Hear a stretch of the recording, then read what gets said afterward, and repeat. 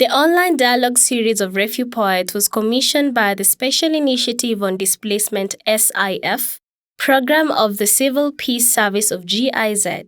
We appreciate the discussions and insights shared. The opinions expressed in these dialogue series are those of the speakers. They do not necessarily reflect the opinions or views of GIZ.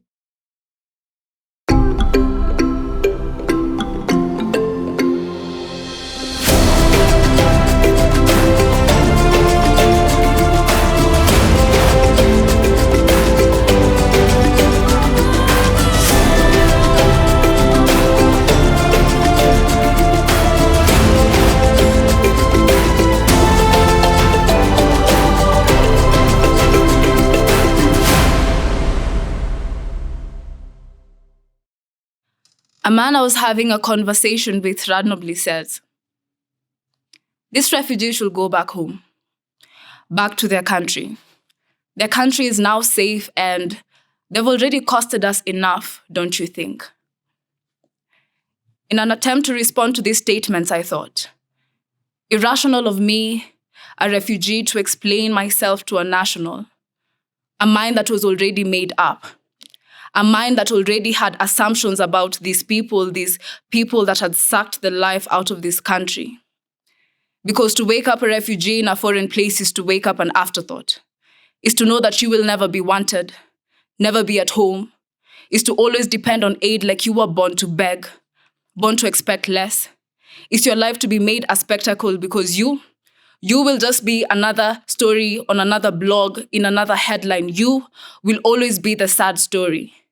An expense to a calamity you never played a part in. You will always be that disease that plagued your lands or that war that brewed in your city. People ask like you asked for it. It doesn't matter if you played a part in it or not. I mean, it's your people with your problems and you guys never asked for the extra baggage, right? So what are you, other than the tattered cloth on your back? Who are you, except for a visitor who overstayed their visit? And no matter how much effort you take to remove yourself from that camp, you will always be a reject. You have no place in this country. No matter how much time you take to learn a new language so that you can be fostered into a new system, you will always have a funny accent. And I could tell you of the many reasons as to why I'm not ready to go back home. Because when you take me back home when I'm not willing and ready, you're taking me back to those memories that are filled with dead bodies on the streets and those nights that are filled with screams. And I could go on and on and on. And so I looked up to this man who I was having a conversation with and I said, you taking a refugee back home when they're not willing and when they're not ready is like telling a child who was raped by their father to go back home because their father has learned their lesson. You see, home will never feel like home again. Thank you so much, Shiki, for that amazing performance. And a warm welcome to our viewers to the second forum of the refugee discussion. This is the second forum of the refugee discussion. And the discussion today is going to be centered towards peace and security. And we are asking the question, what is in these two words? Now, Kenya finds itself in a very difficult situation between a rock and a hard place, trying to balance its international obligation to the refugees and also the national obligation to its people. Now, the question is, can Kenya ensure national security while still admitting refugees? My name is Emmanuel Mamadi. And I'm Joelle Hangi. From our first forum on opening and closing refugee camps, security being one of the reasons why the Kenyan government has decided to close the camp by 2022, it's really amazing having this conversation today around peace and security. And we are so delighted also to have our partners, GIZ, Civil Peace Service, Special Initiative for Displacement, Anika Initiative, and in cooperation with Refugee Poets today. We are so delighted to have an amazing team here and our panelists today with us here. Thank you so much for coming, and we are so happy to have you today. Yeah. Yes, Joelle. And our hashtag is #TryMyShoe. And you can reach us on our social medias, Refugee Poet, and also at Anika Initiative. But before you go further, let's start with the introduction, perhaps, for our panel.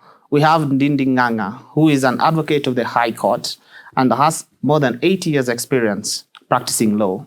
Ndindi has been fighting for the rights of refugees, children, and other specialized groups in Dadaab. And she has also worked in Dadaab for a while. Welcome, Ndindi. Thank you very much. We also have Ajak Jok Ajak. Ajak Jok Ajak is a refugee lawyer and a trainee advocate at the Kenya School of Law. And he also worked closely with refugees and with Refugee Consortium of Kenya, RCK, back in Kakuma. We are so happy to have you, Ajak, today. Thank you, Joelle. And we have Julie Matoke, who is a human rights lawyer. Julie is a lecturer. She doubles as a lecturer at Kabarak University Law School. And her focus is on litigation, human rights, and consultancies in the discourse. She has 80 years experience. And wow, indeed, Matoke loves also dancing to rumba. Karibu, Matoke. Thank you so much for having me. And finally, we have Jayne Doreen. Jayne Doreen she's an independent lawyer specializing in international human rights and humanitarian law. And she's currently pursuing her Master's of Law degree from the University of Houston and currently working as a communication officer at Alpha Safety Company, Texas. Welcome. Thank you so much. Yeah. Yes, now just getting to the gist of the matter. Now starting with the questions that we had posed earlier on. What is in these two words, peace and security, when it comes to the refugees in Kenya? Perhaps I'll start with Ndindi. What is in these two words, peace and security? All right. Peace and security. When I think about the word peace, specifically, we always think that it's the absence of war.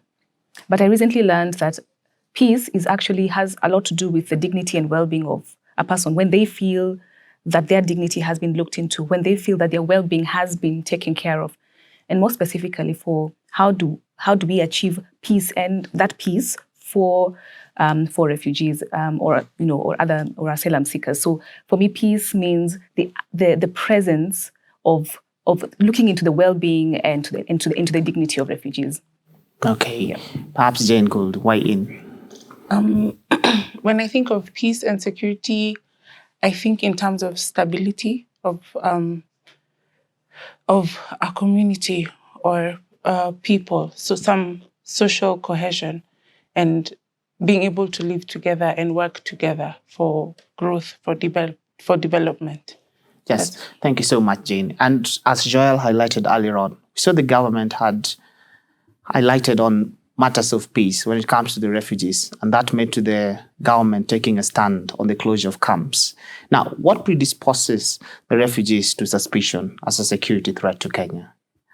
Yes, Matoke. Personally, from where I sit, the aspect of being a foreigner in another country opens you up to a lot of, for lack of a better word, pointing of fingers. And for as long as you're different, you're unique, the blame will always pass to you. When you talked about peace and security, in my head, the first thing that came to my mind was home. Home is supposed to be a place that is happy and welcoming and everything. For lack of a better word, to use the word a country of asylum, which is Kenya in this instance, the refugees come to Kenya with the hope that it's going to be home, a second home of some kind, which is supposed to be stable and happy and probably, heal the wounds that you have previously faced.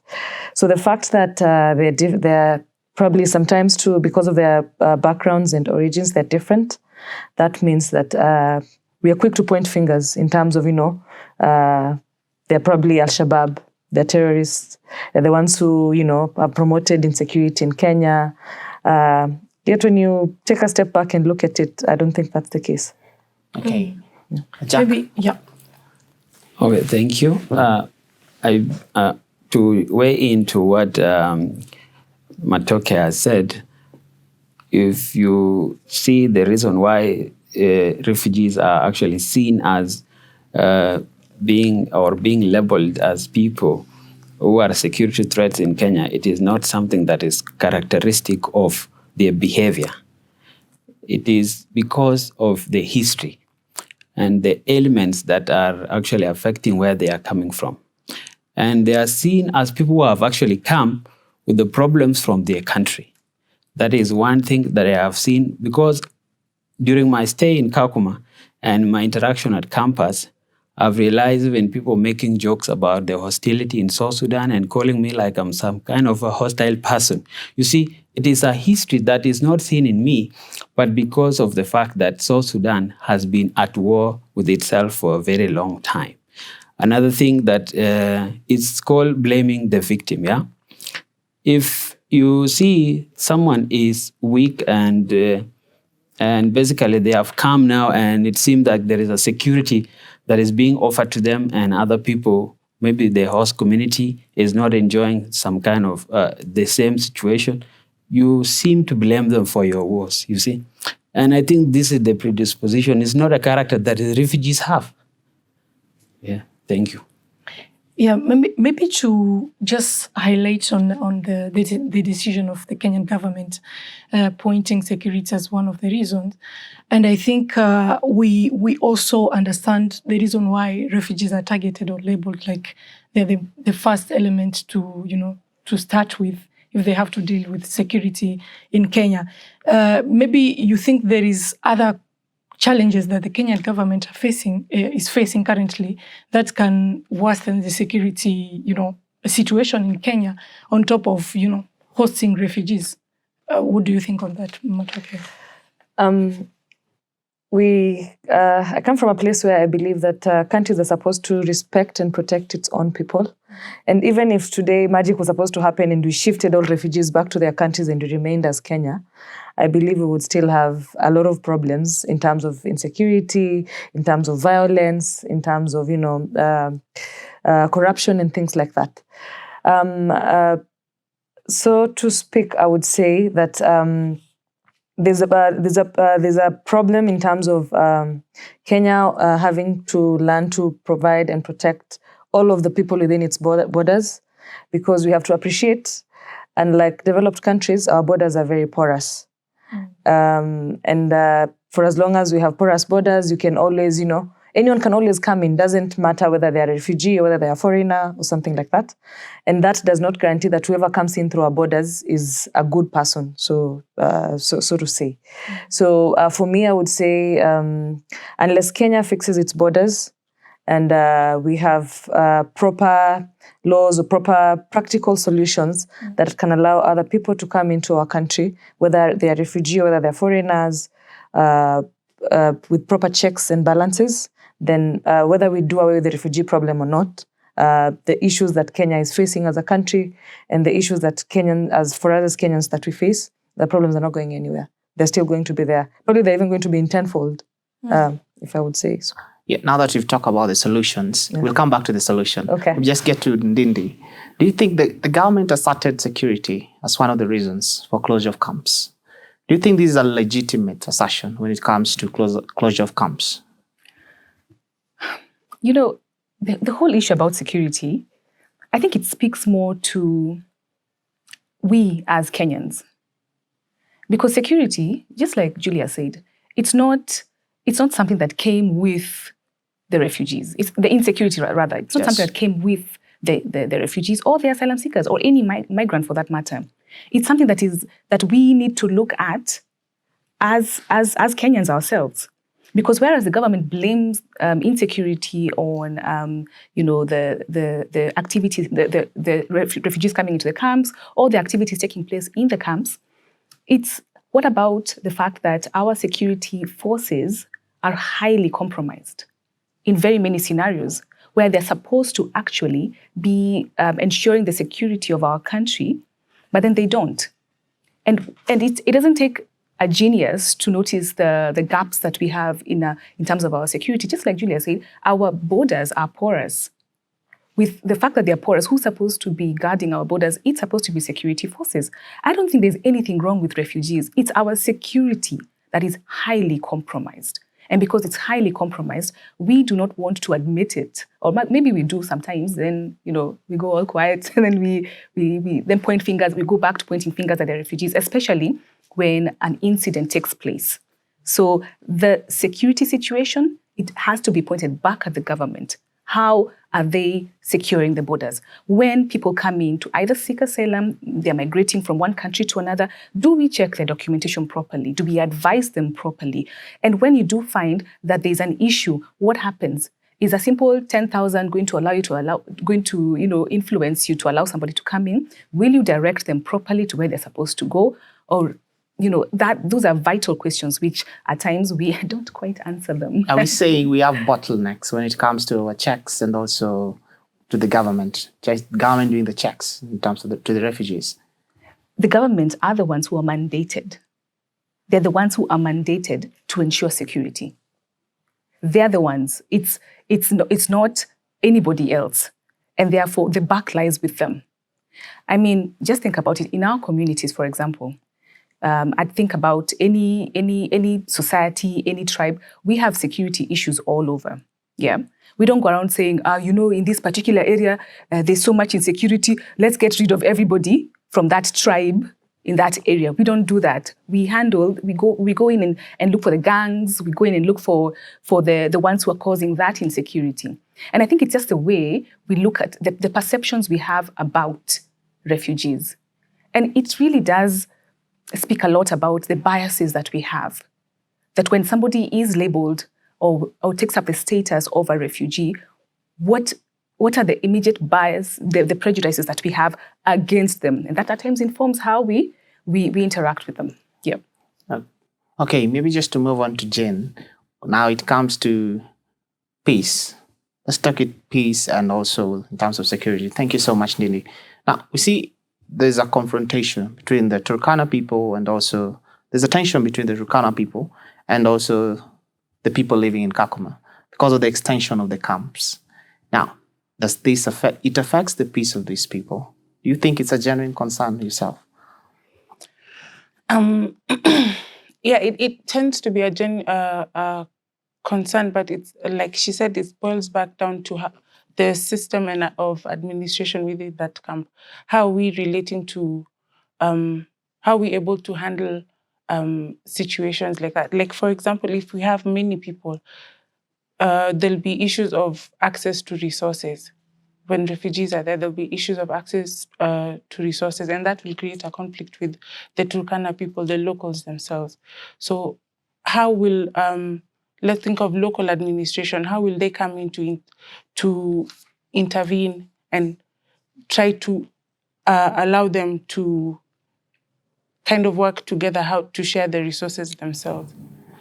Okay, thank you. Joelle? Yeah, thank you so much for highlighting some of the challenges, which is I think it's totally making sense.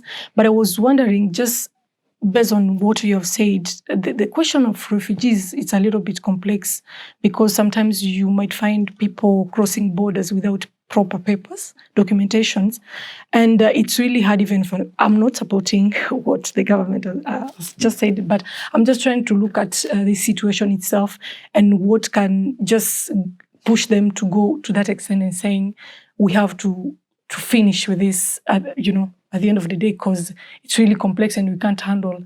And apart from helping refugees or hosting refugees, the Kenya, each government has the right to support their local citizens. And then I think that's where there is that kind of dynamic, kind of challenges between what let me say the government should privilege. Is it the refugee community or the local citizen, and that's where the tension probably can come from and maybe push the Kenyan government. I'm just trying to give a piece on that, but I'm not saying that's the right thing. But maybe to go back to other kind of follow-up, let me say, question on the same matter. Maybe to tackle a little bit on our the neighboring countries, Kenya, we have some countries around. Is there a way you think that even those countries can help the Kenya to ensure there is a security? Because before entering into Kenya, they cross different countries, and we the Kenyan government welcome them here. So is there a way they can also enhance security or help the Kenyan government, including the East Africa region, at the same time, and also ensure the well-being of refugees and foreigners coming, into our country? Maybe we can start with Ajak, and then we go to you next. Okay, thank you very much. When we are talking about the issues of security and peace, we have to first look back as to what is causing the government to actually say that the insecurity is to be blamed on the refugees. That is the first thing. Is it because the refugees have come in with, then they are undocumented? That is the first thing we need to answer. Or is it because the refugees that have been documented are causing problems? So for us to actually identify the problem, because if you generally just put a blanket statement as to the source of the problem, it will be so hard for the government to actually tackle. So let me take you back a little and try to bring you in. So there are measures under which the government has to deal with threats, whether it is external or within. And those measures that the government has to employ is by identifying the source of problem, like Ndindi said earlier. So you have to identify the source of the problem. From what we have seen that the government is saying, the government has not identified that the source of the conflict is actually refugees, and it has not identified specific refugees as the cause of the problem. So if you cannot identify specific refugees, then how do you blame it on refugees? That is the first thing. And if you have identified specific people as the people responsible, then there is the general concept of individual criminality. It is applied to everyone. And the law says in Article 27 of the Kenyan Constitution that every person has the right not to be discriminated. So on what basis is the government actually pointing fingers at the refugees when it has not found any of them guilty? And if they are guilty, the law is very clear. There is no exception. You can be taken in for whatever that you have done. The community of refugees is not responsible for the single act of one person, maybe me. If I'm a terrorist, there is no need to blame the entire refugee community. The government have the procedures to deal with criminals. So such kind of person should be taken in and not targeting the whole refugee community. If going back by the fact of borders being porous, that is also a responsibility of the security forces, because security is about defending the peace. That is what it is. So if we are supposed to defend the peace of the country, then we have to do our duties. We make sure that we protect our borders. And if we get people who are coming in illegally, because the law says, if you're running away from danger and you come to Kenya without actually proper documents, the government will have to interrogate and find out whether it is true or not. If they find that you are actually running away from a problem, they will say, okay, come. There is UNHCR here. They are going to help you. You see? And if they see you as someone who's coming in to cause a problem, then they have a way of dealing with it internationally, because there are treaties that actually handle such cases, whereby, let's say, if you are someone who is coming in to cause a problem, maybe you are running away because you have committed a criminal act in your own country. Therefore, even the other country can request for you to be sent back for trial. So I think that is how we should approach it. Thank you.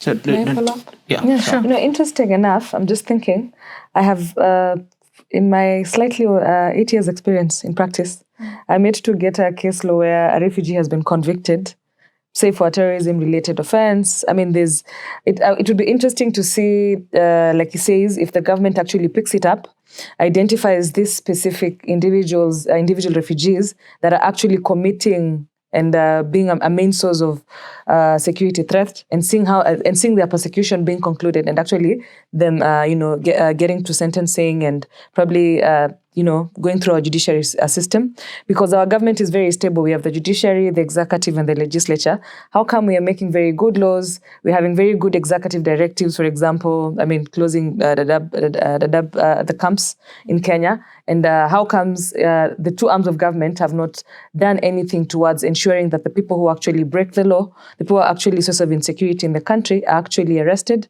and tried in our Kenyan courts that are very competent?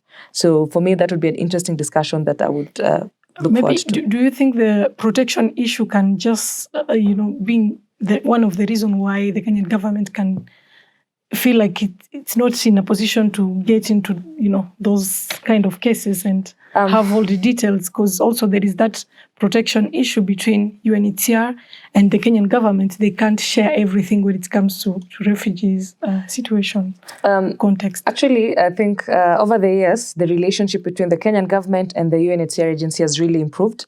And UNHCR has, built up capacity with the Refugee Affairs Secretariat, and the Refugee Affairs Secretariat has also built up relationship with UNHCR to the extent that now RAS is now able to, do a lot of things that UNHCR was doing in the first place. The aspect of protection, like Ajak says, is not a guarantee for a refugee to misbehave in Kenya. Every day, refugees who flee, who are probably moving from the camps in Dadaab or Kakuma into the urban setting, are arrested if they don't have a movement pass. They undergo proper trials in Kenya, they are tried, they are sentenced, and then returned back to the camps. So because security is a major issue in Kenya, and it is one of the reasons that we largely blaming on the refugees, why can't our security forces then take up the same way, they arrest them when they are moving around without a movement pass, or probably when they're found out of the camps without a valid reason? Why can't we then have, our security forces arrest these particular refugees, for example, who are deemed, say, to be Al-Shabaab, to be thieves, to be, outcasts and things like that, to be arrested? Because even for the repercussions in our Kenyan laws, as a refugee, if you have an expired document and you haven't gone for renewal, you can actually be charged. If you're out of the camp, you actually, without any reason, proper reason, you're charged for residing outside, I forget the offense. It's residing outside a designated area, so to say. And we try them, and they get to serve sentences. After they serve sentences, they are taken back to RAS. RAS transports them back to the camp. They apply for new documentation, and the whole problem is remedied. So why can't we just apply the same standards to security issues and security concerns? Personally, I think the question of security there are underlying factors that actually occasion insecurity problems in a country. So we may have migration, may be one of them, but lack of employment, for the youth of this country is another cause for insecurity, or for the rise of criminal activities in a country. When there's a high level of corruption, all of those are underlying issues that contribute to insecurity in a country, which, unless addressed, is going to be persistent, in my own opinion. Okay, now moving besides terrorism and also security, let's look at the aspect of peace. We see that data was collected and found there was sexual abuse in camps, sexual abuse and violence actually in camps, especially among the women and children, and also in deserted camps. There's also human trafficking also in camps, and there's also proliferation of arms also in camps. And also there's armed robbery in notable nearby Dadaab targeting. They were targeting aid agencies and also staff stealing from them. Now, this poses a real threat when it comes to the peace, especially in that locality, both for the refugees and also for the localities. So how do we go about this, perhaps, Jayne?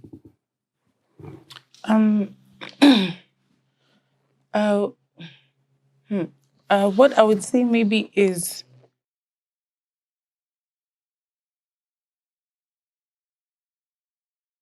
it's okay. Or maybe someone can help. Ndindi, you can weigh in. Yeah. Okay. Yeah. The whole issue. I remember. While I was in the Dadaab, there was one time when there was the whole incident where a teacher was kidnapped, and I remember it was very, very scary, because at the time, of course, every morning we'd get into our vehicles, go out into the camps from the Dadaab main office, go out into the camps. and then we'd get back. So the kidnapping incident happened when we were heading out to go to the camps. I didn't witness it, but then it's within where we were working, and I remember it was very scary. But we had to ask ourselves certain questions. We had to ask ourselves who are these who are actually carrying out these particular criminal activities? Is it the refugees? Is it other locals? Is it, as we used to call them sometimes, shifters? I don't know if the word shifters is still used. Who exactly is carrying out all these activities? Like you're saying, there are things that happen, it's true, within all communities. And I think the moment we admit that even that word is hard. Proliferation of arms. What you just said. Or any other criminal activity, whether it is stealing, whether it is murder. I mean, I've represented refugees and even who have been accused of a number of criminal activities. And like it has been said, they do happen, yes, because they are human beings and disagreements happen within the camps, and there could be criminal elements within the camps that also take advantage of the fact that of the way the camps are set up. It can happen, and it does happen. However, just what Ajak said, if you blanket it and say, you know what, all firearms come from the camps, it's a very dangerous statement to make, because you see now the repercussions of that are what? Close the camps, remove everybody, back home. Yet, that's why we keep saying there are systems. There's a way in which if somebody is arrested and convicted, they go through the legal justice system. Yeah? Yeah. So I'm not saying that I don't know if they're I've never seen a firearm in the camps. No, but I'm saying that there could be criminal elements just like any other community, and the security forces come in to ensure that security is observed. Okay, and Kenya takes a very stern point when it comes to things to do with the female genital mutilation, FGM. Now, bring this and also the aspect of Somali. We have Somali Kenyans and also Somali. Now, they've been mixing, especially in the camps also, in the Dadaab. Now, how do we go about this? Because it spreads the influence also to the locals. How do we go about this? I will answer this one because it's a very personal topic. Personal in the fact that I happen to be a GBV specialist. And we have looked at the various kinds of gender-based violence, especially the things that happen in the camp. Sexual offenses and FGM are yes, they're true. It's true, they're high in the camps.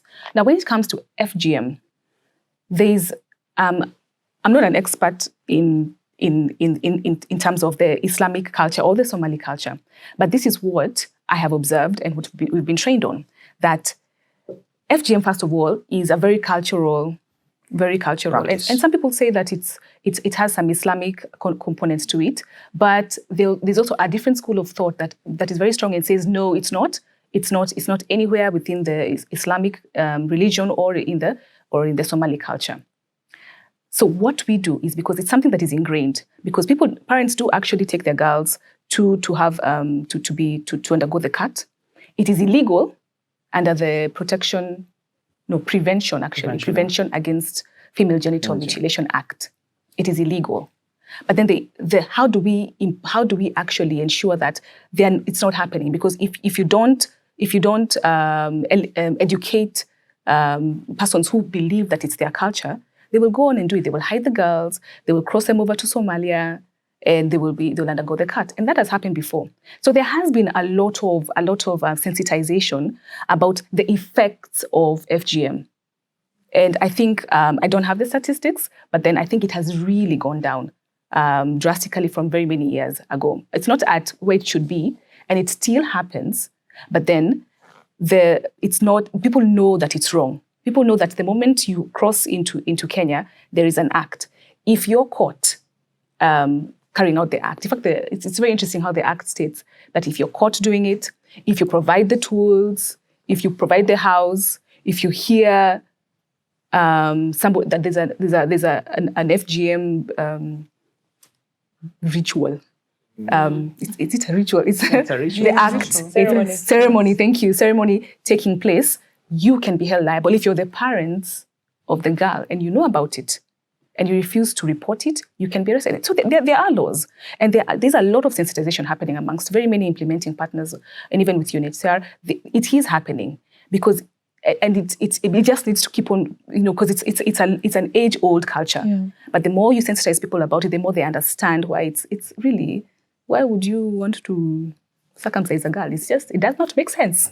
Okay. Yeah. I think Matoke, you wanted to weigh in? I wanted to come from the point where I say we have to appreciate the systems within which our government has decided to host our refugees in terms of, encampment is basically a camp. And when you enclose people and you limit the interaction between the locals and the refugees, then it starts creating issues and problems like, the criminal activities that you talk about. It encourages, it limits cultural interaction and therefore encourages bad cultures like FGM amongst the Somali conversation. But moving forward, you mentioned something about Somalis of Kenyan origin and Somalis originally from Somalia, yeah. And the issue of double registration. Yes. I know there's been a move by the government to try and demystify double registration and how to actually help Kenyans, proper Kenyans, rightful Kenyans, who decided to become refugees because of resource issues in the country, and also to help deregister refugees who decided to become Kenyans because they felt, if I become a Kenyan, I can now have a proper solution and I may not probably face discrimination. And I think it properly works for people of the Somali community because you can't really, because of physical features, you can't really tell much difference from it. And I know the government has been trying to make movements, and I think was it last month? There was a parliamentary session by the CS. Fred Matiang'i, confirming that they had gotten the data and they were trying to demystify it and see how they could help. I know the government has made efforts before to try and encourage this, but its non-commitment that is not going to do away with the problem. I remember during the late Honorable Kaiseri's time, there was a move to use the IPRS system, the Integrated Persons Registration System. And then now we've had the vetting committees that have actually collected data. And a lot of people have come in to actually say, you see, I'm supposed to be a refugee, but I'm a Kenyan, and vice versa. But that has not resolved the issue. So for as long as we're not resolving this, double registration issues, for as long as we're not addressing the resource mobilization issue in the country, as a country for Kenyans, and then embracing the aspect of burden sharing between UNHCR and the Kenyan government properly, then the refugee solution will not be properly resolved. And maybe I can give an example. In West Africa, the ECOWAS protocols have really worked well in terms of resolving Sierra Leone and Liberian issues of refugees. It's worked properly in Tanzania, where they had a large influx and then they decided, okay, let's embrace local integration. Let's give them citizenship. So perhaps the conversation Kenya should be having as a country, especially for the third and fourth generation Somali refugees, is what practical solutions can we give? Because the refugee aspect is not, they'll close the DAB, but where are they going? What's going to happen to these third, fourth generation people whose parents are probably passed on, so they'd have no ties completely back to their home country? Do we then say as a refugee, like the way, I know for the ECOWAS countries, the way it works is that you have a 5-year document that allows you to actually migrate into another country, if you're Sierra Leone, you can migrate into Nigeria, do your work for 5 years. If the situation ceases, then you go back to your country and get proper documentation, and you can still, because of the cooperation between the ECOWAS states, you can then move back into the country where you are a refugee and actually work and contribute both at home and both back in your country. And that has seen to reduce the number of Sierra Leone and Liberian refugees. So perhaps Kenya should now be encouraging cooperation within the ESC community and having conversations with Somalia beyond the voluntary tripartite agreement that they entered into to find practical solutions that can give this. I am sure in Dadaab, for example, some of the biggest businessmen who are Somali refugees have employed Kenyans, which is a good thing. We have rich Kenyan businessmen who've also employed refugees, which is a progressive move. So how then the question then becomes, how then does the country leverage this economic relationships and this, personally, people have intermarried. How do they leverage this to create resources for the country that will boost our economic power and resolve the refugee and resolve security problems in the country, and we have peace? Do you think it's too late since the date has been set? I don't think it's too late. Speaking as a lawyer now, we can get remedies in the court to try and request the courts to give orders that will allow for a conversation and solutions to be rolled out. Because what has been happening previously is, the government will implement something. Human rights organizations will rush to court to stop it. And then we have a conversation about it for 2 days, and then we keep quiet. For example, because of the changes in terms of post-COVID now, because of the global shifts in terms of migration, we should be having conversation. Courts are looking at holistic solutions in terms of resolving problems. So let's have economists, lawyers, social workers, and all those people sitting on the table and coming up with a hybrid solution that can work. So we will chase them away in 2022, close the camps and say everyone pack and go, which again violates the principle of non-refoulement, which has international status that protects refugees. What are the consequences that the United Nations and its member states can impose against Kenya as a country, for example? But more importantly, what solutions can Kenya decide to implement between now and 2022 so that we are not having people being refugees for 20 years? Can you imagine if you gave them, for example, a limited residency? How much tax would be having right now? What was the budget for this year, guys? That was recently led. Some of the gaps in that budget can be fitted off from the economic contribution that they make to this country. You're looking at it from an economic point of view. And I'm a lawyer. I'm not saying let's go to court and fight it. I'm saying let's look at it from an economic which is a valid point. Thank you. Thank you. Let me just to get to Ajak. We'll come back to the principle of reform. Ajak, there's also the aspect of, you mentioned about the encampment policy. Now, this is a 2012 encampment policy, which require the refugees to live exclusively within their assigned camps and can only travel with a pass.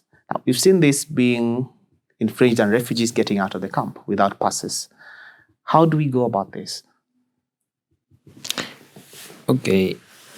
Talking about encampment and the problems that comes with it.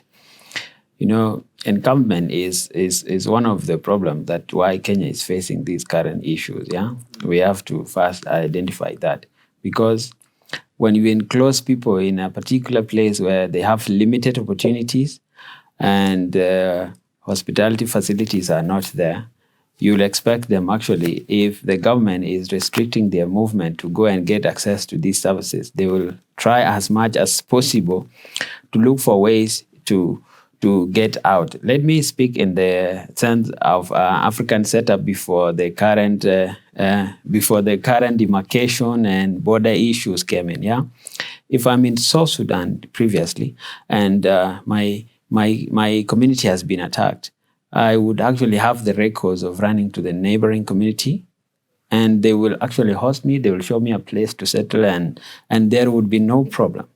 That is what used to exist, yeah?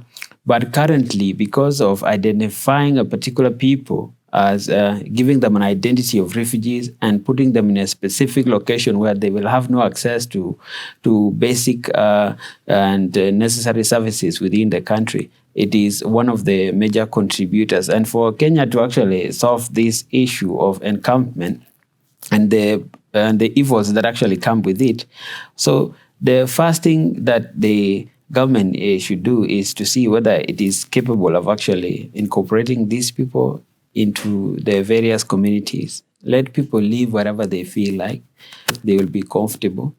Because, and let others who decide to be in the camp, let them be in the camp. Because I know there are people who cannot live outside the camp and the government is doing it for the interest of such people. But if there are people who are unable to stay in the camp, maybe because they have seen that they have economic independence and they can actually depend on themselves and contribute to the national development, like Julie has said, the government should give them that leeway to actually settle anywhere. Like, for instance, myself, at my early age, I could not live outside the camp because I was depending on the UNHCR to provide all my basic needs. But at the current stage, I can actually look for a job, fend for myself, and stay anywhere in any part of Kenya. So if you take me back to the camp, I will really be trying as much as possible to get out of the camp. If I cannot go back home because I'm facing challenges, I will try as much as possible to get out of the camp. And that is why it is good, like Julie said, if the government, because one thing is that the government has underestimated its obligation to protect refugees. And if the government is really want to actually let these people go back home or to find alternative solutions, then the current situation, the position that the Cabinet Secretary for the Interior has adopted is very good. For them to actually sit down with other international communities and talk about what do we do about this. These are too many people. We cannot just let them come into our country and give them the freedom to roam around. Can you help us take a share? Take them to US, take them to Netherlands, Switzerland, and all those places, and then I will take another share. If you think that you want to take those who are economically independent, let it be an agreement. I want people who are economically independent and they can contribute to the national development of Kenya. But those who are vulnerable because of a third world country, you as US as a first world, can you do this? You see, those kind of sitting down and talking issues out is the only solution. Because if you put them as a community, then there is an African proverb which says, every community has a madman. So that community, you cannot target them because of their madman. And you are living your own madman. Talking, for example, of the armed issue that was said before. How many communities in Kenya are armed? Talk of pastoralist communities. They're carrying guns. So if you're talking about one refugee or two or a group of gang of refugees who are having guns, and you want to now to actually put refugees in that category of people who are causing the national security issues, then you are basically being hypocritical about the issues that are actually facing Kenya as large. So that is my thinking. The best way is to actually sit down. I like what they're doing. The current talk, if they do not actually breach the procedures, because there are procedures provided at the national level and at the international level for this kind of incorporation to happen. So that is the best way. And I believe if they involve refugees to be part of the program, we can even think of how to help them come up with solutions. Other countries are willing to help the Kenyan nation. Kenya is hosting a huge number of refugees. We understand why they are having to say what they are saying. So we all understand. But you have to come up with a very, very formidable way of solving it. But you cannot just say, no, today I have to let you go. I have to let you go by all means. If you say that, you are opening the floodgate for everyone to criticize them, and that kind of profiling is not even good for their protection. And you know you have an obligation to protect them. Yeah. So I think that is how we're supposed to look at it. Maybe just on that note, on just what you have said, I was wondering, as a lawyer, or like anyone can respond to this question, do you think singling refugees as the cause of insecurity can be like amount to violation or discrimination, against refugees? Since, okay, you have highlighted other reasons that can cause insecurity, in Kenya, or other challenges that Kenya is facing currently. Now, pointing refugee, like since the Kenyan government has to resolve this issue, and they're like, let us start with refugees first of all, because they're also causing some harm somehow. So is that a form of discrimination or violation? If we have to go in a legal way, can we say that? Or I would say that just pointing and identifying as refugee is in itself profiling. And for as long as we're profiling either on ethnic grounds or probably on racial grounds or something like that, then that automatically amounts to discrimination. Because in 2017, when you had clashes, Kenya had refugees for the first time. Kenyans became refugees in Uganda. And it took a conversation between Kenya and Uganda before they could be brought back, be voluntarily repatriated back home when the clashes were over, and we actually accepted them back and hosted them. But look at the largest number of refugees that we are hosting in Kenya and the state of political affair and the state of affairs in their respective countries. Somalia has been unstable for quite some time. Ethiopia is currently being discussed today in the United Nations Security Council because of its instability. There's been issues in Djibouti and Eritrea. We recently, a few years back, we had the cessation of, Rwandese refugee status. And so this is an evolving thing. And just identifying and profiling is actually boosting the problem. So the time we spend on refugees are bad people, refugees are doing blah, blah, blah, should be time spent on we have resolved the Rwandese situation of refugees because there was a time limit and there was cessation. Now, let us look which country is a bit more stable, for example. South Sudan, we have tried to resolve and probably they've fallen back. And Kenya is sitting on discussions about South Sudan and encouraging them and trying to rebuild the society again. What are some of the things that we implemented that have failed that we can actually implement to try and stabilize the country so that tomorrow we'll be having a conversation with South Sudan about how can you take back your people in phases because your country has become more stable. So as much as Kenya is, chairing security concerns in the Permanent Security Council for the AU, those are Kenya should lead by example. You can imagine if Kenya wakes up today and says we don't want refugees. Okay, Rwanda wakes up. Says which other country hosts? Uganda wakes up and says we don't want refugees. So where are they going? Yet they are brothers and sisters, either directly, they are our friends, and things like that. So we first of all have to stop by profiling and finding solutions. Okay, yeah, maybe just to get to Jayne, as Matoke has alluded, do you think Kenya is losing its humanitarian face by trying to repatriate the refugees? Is Kenya losing its humanitarian face? If the more they continue to profile and bring up issues about closing out the camps, yet most of these refugees look to Kenya for that solution. Of course, we will tend to lose our humanitarian face. So we need to look to the treaties that we voluntarily signed and ratified for, and implement more policies. If our issues are security, how are we handling them within our government? What policies are we going to enact to strengthen and tighten the issues of security, the porous borders, the conflicts with the locals? How are we going to strengthen that to allow integration of the refugees into the community? For example, let's talk about this issue of registration and being able to access these services. The Kenyan government doesn't provide that for refugees at the moment. But once they're able to access those services, it would be easier for them to even fend for themselves, as Ajak said. Yeah. Perhaps, Ndindi, is the government frustrating the refugees by putting it so hard for them to register? Oh, most definitely, yes. And now, being a signatory to the United Nations 1951 Convention, how do you go about this? Because you see, this is defying the convention. And what picture does it paint for Kenya in the international community? In the international community, we, first of all, as Jayne has said, we are signatories to the 1951 Convention, the 1967 Protocol, and a number of other treaties and conventions. The implementation of that, in as much as we have local laws, the Refugee Act, and all other laws related to that, trying to discuss the whole issue about refugees.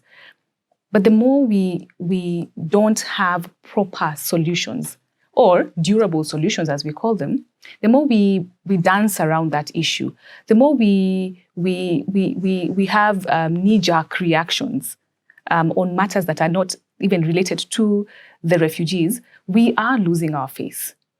We are going against our obligations. In fact, sometimes I wonder, we need some brave people to come in and actually, hold the government accountable to our obligations, our international obligations. Because our systems, or our lack of a system, has actually failed. We failed the refugees. And that, for me, I believe strongly, that is what has caused us to have a really negative perception about refugees or any migrants. Yeah, because for as long as we have a horrible perception, for as long as we look at them as like the poet said, those other people, those people who we don't see them as actual human beings, that informs so many things within our community. It informs how we interact with them, and we, as Ajak said, we put them in a camp. In the encampment policy, we give them movement passes, like back in the 1950s when we had those passes and colonialists. We ration them, give them food, specific food, once a week. We give them one tap. We don't allow them to, there's so many violations that take place. We don't even see them. We just think, they are terrorists and we think you're terrorist and therefore stay in a camp. We have failed them. We have completely failed them. The Universal Declaration on Human Rights, it's very clear that everyone, for as long as you are a human being, you have inherent human rights. You have them. Non-discrimination is one of the principles, a very strong principle. Freedom, peace, very strong principles. Have we as a Kenyan upheld those principles? I think many times we've not, and we've had to move to court severally. Yeah. And before you blame the government entirely, someone from the government actually might ask, the treaties and the policies that come with this, they pose a limitation, especially when it comes to, it doesn't address the issue of security. Now, how do we go about it? Because the treaties, they are there to support the refugees, most of them. And they give you the rights, they give you the way forward to it. Now, there's a limitation when it comes to addressing the security threats facing the country. How do we go about that? But Emmanuel, we've said it. Security is a mandate of the government. If we see, once again, if we are looking at refugees as the ones who bring in security, then it's us who are seeing it like that. The government, I do sound like I'm really blaming the government, but it's because we are the ones with the structure, or supposed to have the structure. We're the ones with the laws and regulations. We move to parliament to enact laws. We go to court every single day to try and enforce those laws. We are the ones who actually are supposed to look into all those laws, all those policies. And when we do, how do we actually how do we then treat the persons who are we're supposed to be protecting? Yeah, if it's a matter of security, the government are supposed to provide their security. If they fail to provide security, now we can't turn around and say, we failed. We don't know what to do. So let's just return. It doesn't make sense. I think it really sounds a lot like we are really we're not taking responsibility for our mandate, for our responsibilities, yeah. And I think that's why I really sound like I'm coming out strong against the government. We do acknowledge the many things that our government has done. Our government has done a lot to protect us and to do all those things. But when it comes to the issue of refugees, persons who come into our country to seek refuge, why are we then not doing what we're supposed to do? Why are we then coming up to say, we don't know what to do, therefore let's return them back? We do know what to do. We have the laws, we have the regulation, we have the force to do it. Then let's just do it. Then let's not make comparisons, false comparisons, and then say, the refugees are the cause of. No, they're not. They are not actually. So does that mean the government is masking itself under insecurity? I think the government is trying. Kenya is a member to, I forget the two resolutions on security, the one that I think it's 3250, the one that deals with women, violence and security, and then they recently came on board in 2015 for resolution 2250 that is a call for governments to address issues of conflict and embrace and encourage encourage the youth to take part in processes of different countries, whether foreigner or locals, to try and resolve conflicts, try and understand the aspect of security and things like that. And the resolution, especially Resolution 2250, has seen a movement by governments in Africa largely engaging the youth, because when you have a lot of conflict and the youth are not properly engaged, then the extent of the conflict tends to stretch out for so long, and a lot of effect of negative rollback effect comes back. So if the government, and I know Kenya is one of the champions for it actually, on the peace and security front, where there's a conversation in our county governments, including countries that actually host refugees, on engaging, the youth, the youth and women on the issues of security, violence, and conflict resolution mechanisms and things like that. Then, the government has actually come up with national action plans for these things. So I think it is not too much for us to ask the government to actually go beyond the national action plans and actually implementing this, And remember, a resolution is not even very binding on a country, but they're doing it. So they cannot hide under the aspect of, international laws protect refugees when they're actually abiding by resolutions of the Security Council that have no proper binding force to a country. So the fact that we're already taking a step in implementing acknowledging international laws, coming up and signing up for resolution and becoming members to the resolutions, and then now implementing by doing national action plans, the government can go beyond and say, let's roll out a face of, encouraging. And over the years, I know the government has worked with refugees in terms of encouraging, I forget the name, cross-cultural interactions, in terms of, even if it's World Refugee Day, for example, the host community is involved, the locals are involved, the refugees are involved, and it encourages, integration and people working together. So if they're able to do this for the Resolution 2250, then I see them going beyond the National Action Plan, which can actually be implemented. So they're not starting from scratch in this conversation of saying we're closing the camps in 2022. If I was an advisor, resolutions are there. The resolutions are there. They're actually implementing it. They actually have a budget line to where they funded for the National Action Plan to be implemented, and a lot of young Kenyans, because that resolution describes a youth as someone between, I think, 15 years and 29 years, or 18 years and 29 years, I forget, but one of those. And they're actually involving them, and there's a lot of conferences, there's a lot of conversation and encouragement of cohesion and things like that. So let us have a national action plan for security for Kenya as a country, and let us start implementing it and realizing it before 2022. So that in 2022, when they want to close the camps, we are actually evaluating and saying, so we had an action plan that gave a certain solution. To what extent has this solution been implemented? Then let Kenya say, as a country, we have implemented 50%. But we feel the remaining 50%, we need another 5 years and we need funding for it. And let's source for funding and let us have a proper solution for it. That's how things like local integration and giving residency and citizenship are done by other countries. So I see no harm in us borrowing best practices from the countries that have had a success with it. I mean, not on, I know Tanzania makes you denounce your nationality, but Kenyan laws are good. It allows you to have dual nationality. So there's no harm if today Ajak here becomes a registered Kenyan citizen, and he's able to practice law in Kenya and South Sudan. And in fact, South Sudan is rich in oil. You can imagine the amount of oil partnerships that we can make in this country and how much money we can make. But I am moving towards a holistic solution, as opposed to either a political solution or just a legal solution or an economic solution alone. Yeah. I think implementation is where that needs to be emphasized a lot. Okay. Yeah, implementation of all these plans. Okay. Jayne, you wanted to weigh in? She actually, they both actually summarized it. But there are actually steps in place that we have that we are not really doing. Even with the last case on when they initially wanted to close the camp, they went to court. The court said, with the non-reform principle,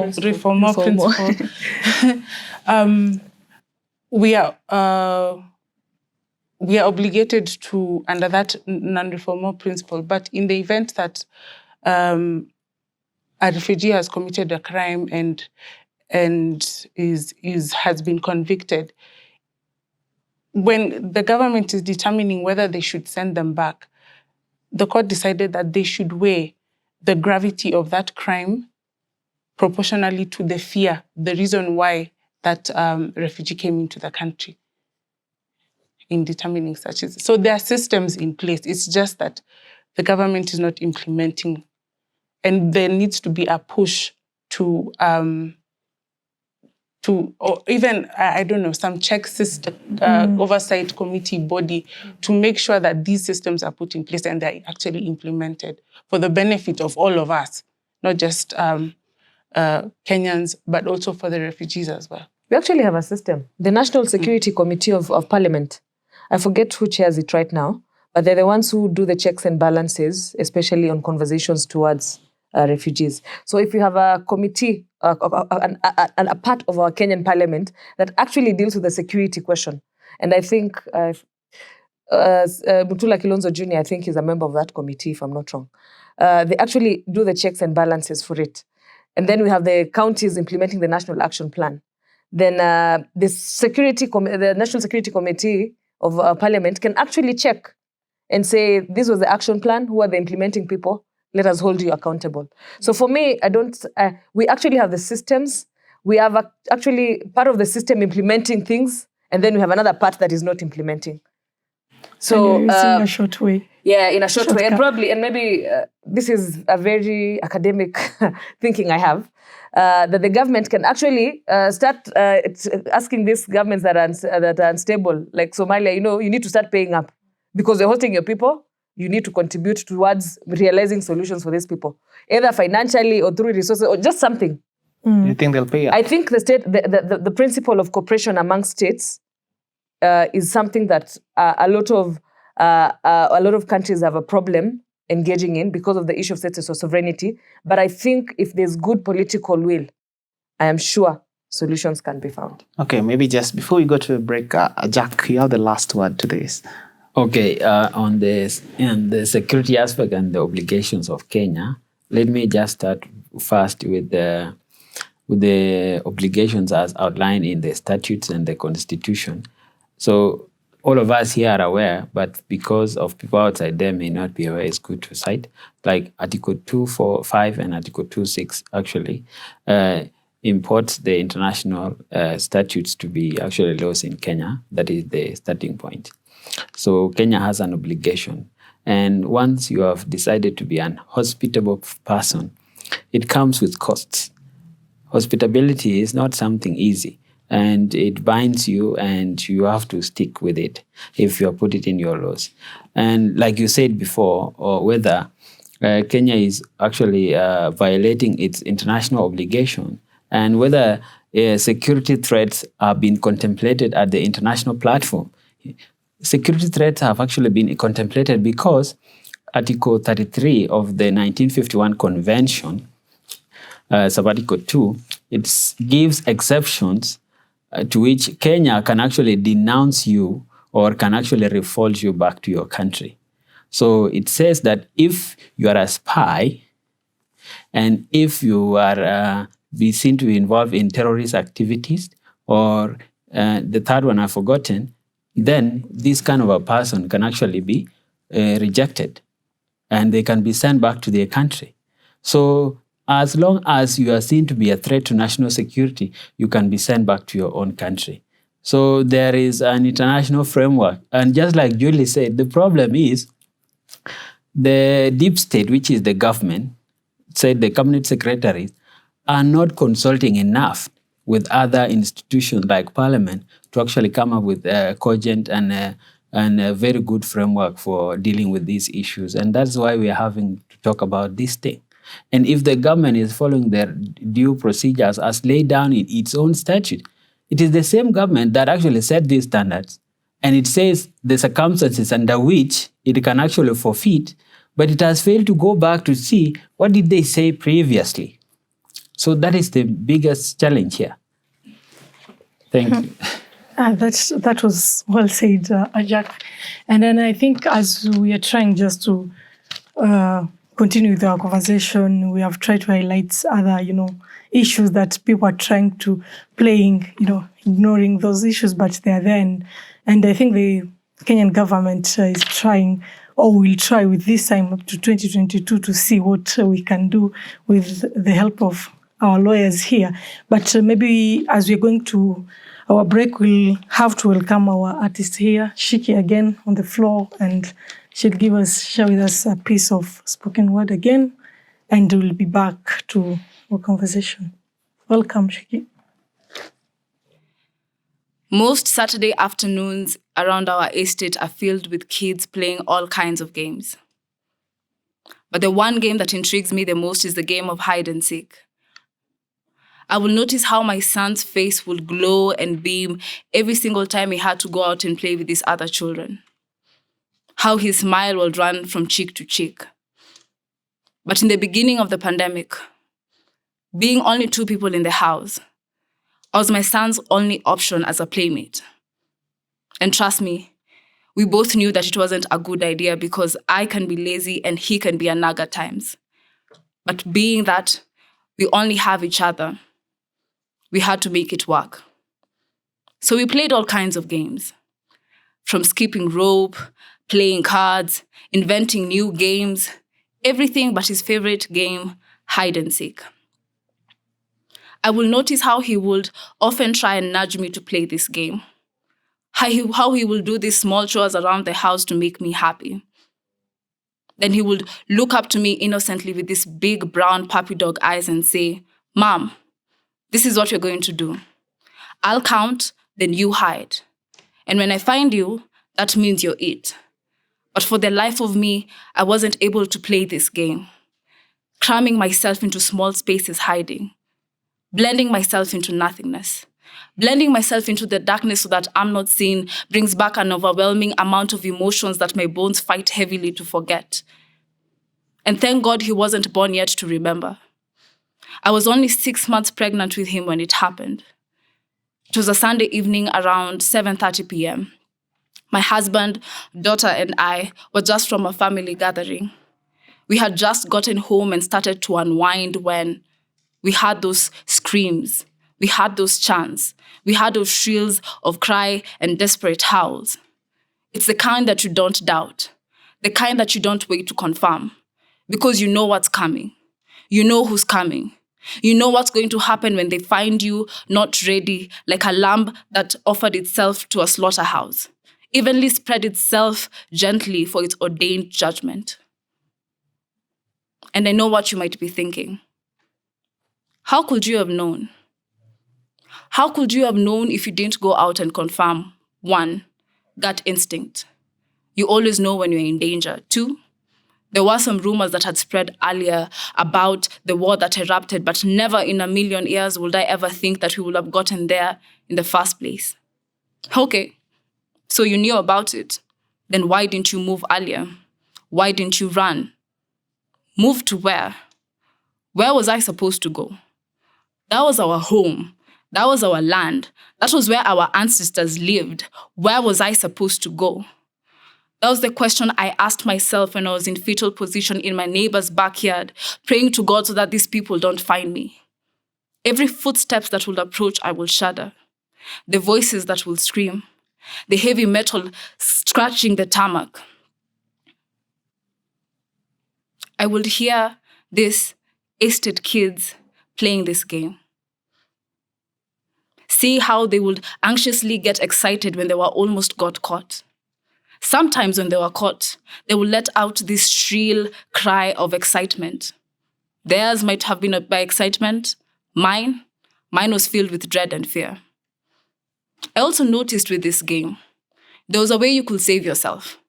You could run back to the place where they were counting and tap this wall, scream from the top of your lungs, "Tapo," to alert the other people that you were safe. I was wondering, was there an option for that, like that for us where we weren't told about? Was there a place where we could run to? A safe haven maybe? A safe word where I could alert other people that I'm safe and now they can be safe too? I often wondered how I found myself in a situation where I didn't sign up for.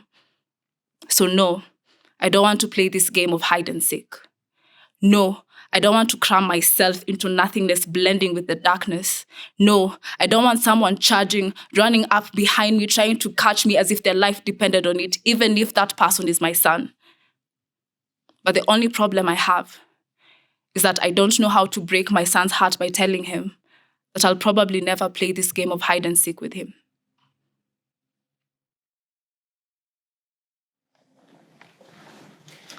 Thank you so much. Thank you so much, Shiki, for this wonderful piece. I guess this is one of the, stories. It's, the way she's speaking, it's more of reflecting on people's life story back in their country. And I guess refugees or other people who went through those kind of experience can easily reflect to, that piece. And that was really wonderful. And thank you so much for that. And maybe back to our conversation, we were having that wonderful, discussion here. And we are also, looking forward, hearing more from our panelists. And I would like to maybe direct my question to you, Ajak, since you are having a refugee, background, and now finding yourself here speaking as a lawyer, and give us some guidance on what is happening in the country and toward, our discussion topic today, peace and security.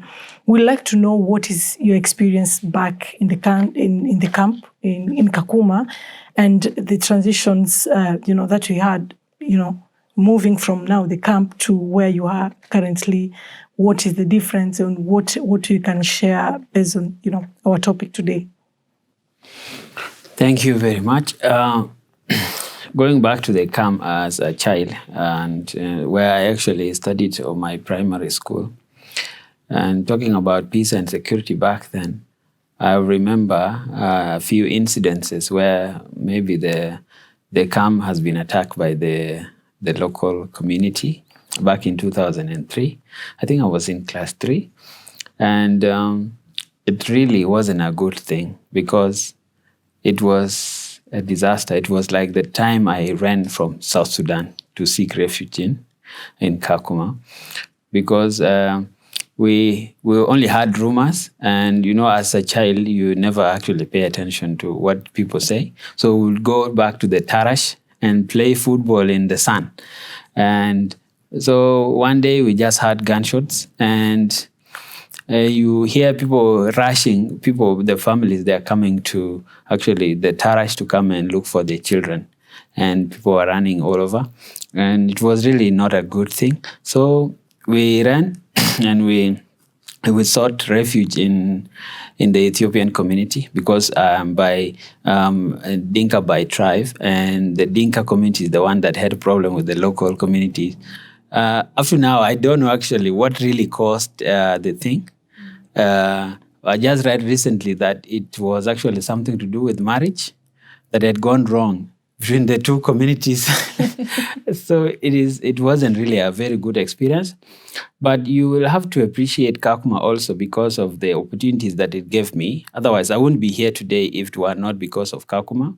I went through a good school, a primary school. We used to learn for just 4 hours, but it was sufficient for you to actually get what the teachers were teaching. Kiswahili was not taught at the time. So mostly when you reach class 7 and 8, they will teach what is called Ngeli.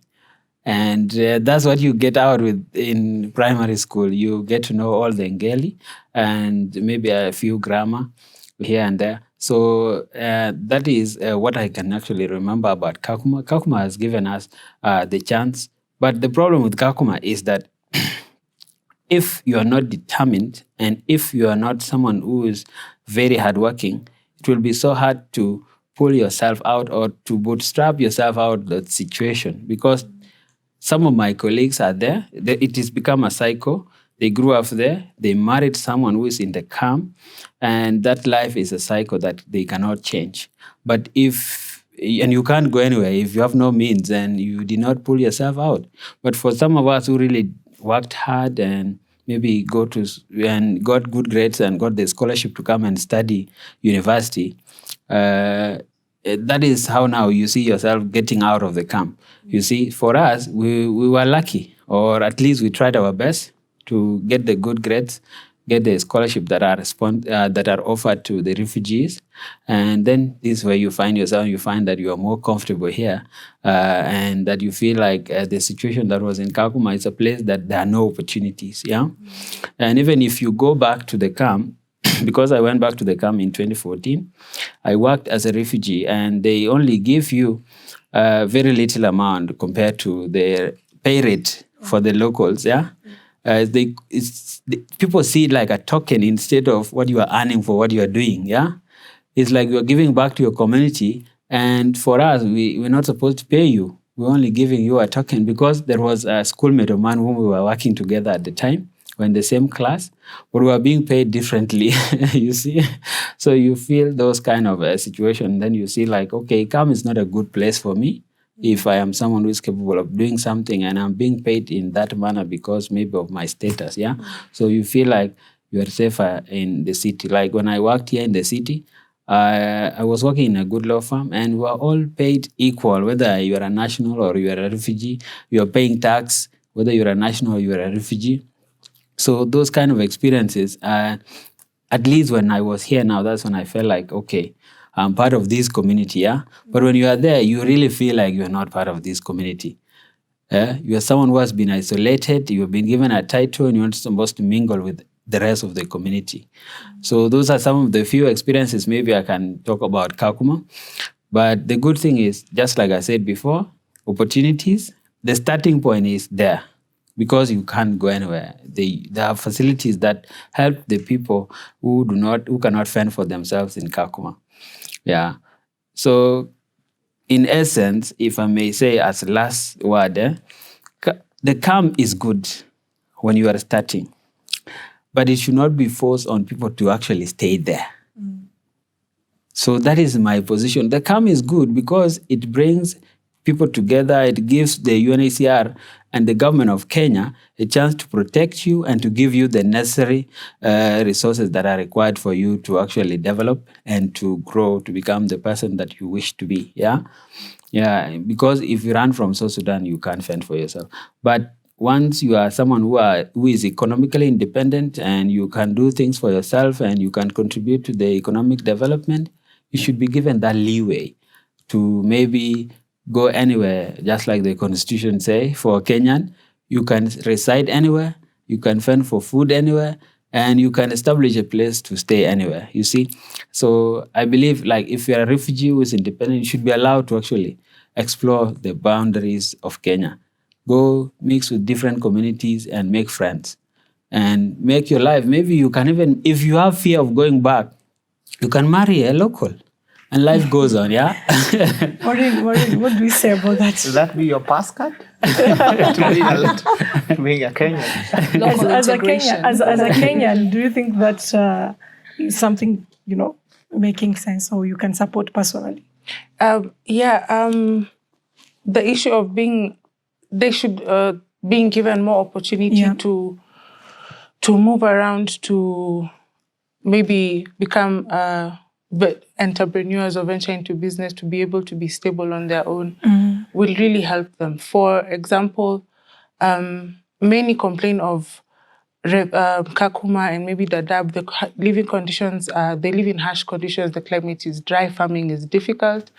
So there are instances of those who've managed to move out and are able to have managed to lease or land who've moved to the urban centers and have managed to lease land and are farming and are fending for themselves. So it creates an opportunity for them to better themselves and, of course, inject into the economy. And an economy a good economy for us will, in turn, consequently affect them as well, in a positive light. Yeah, okay, and he has talked about the integration. You talked about the integration, also the security when it comes to it. Maybe Ndindi, you can answer this. How easy and possible will it be to have local integration of the refugee into the Kenyan community and also the economy? How easy Yes. is it? Yes, and possible. Is it possible? Because you worked in that, right? Yes, I have. So perhaps you could share that experience and how easy will it be to transition the refugees into the economy, to the Kenyan community? On the part of the refugees, they do. It's within the nature of a human being to want to not to be placed in a secluded area. So they do want to come out. I mean, that's why we have a lot of incidences of refugees leaving the camps without the proper movement pass and all that. Yeah. So it's within your nature to want to interact, to go places, to visit, to do all that. For the refugees, I don't think they have a problem. The problem comes in with regard to the locals. Now we need to understand that even the refugees also need to be part of our community. As even just Ajak has said, he was given the opportunity to go to school and to reach where he is right now. Now he's a lawyer, and that needs to be accorded to the refugees. I don't know. I think something I've been thinking about even throughout this discussion is what are our fears when it comes to local integration.